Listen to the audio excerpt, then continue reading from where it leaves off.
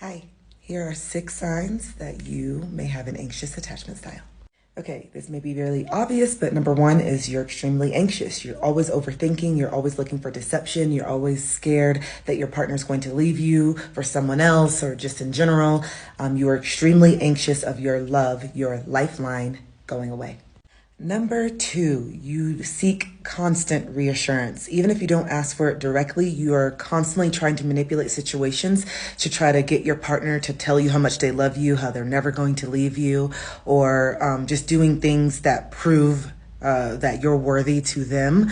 So constant reassurance, whether you ask for it directly or indirectly.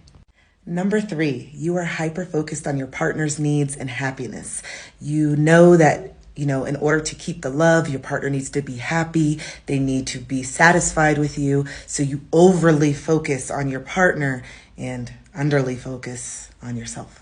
Number 4, you have zero idea what boundaries and or your needs are. And even if you do, you're too ashamed and don't feel worthy enough to actually state them.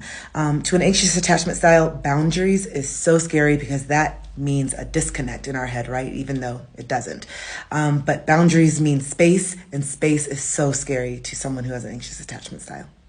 Number 5, you are easily triggered if you and your partner get into an argument. Even if it's something very trivial, you take it and internalize it the same way that you did in childhood, and you have to fix it right now because if your partner's upset with you, then that means they're going to leave you, and you have to make sure that they don't leave you because you can't live without them because you associate their love as a lifeline.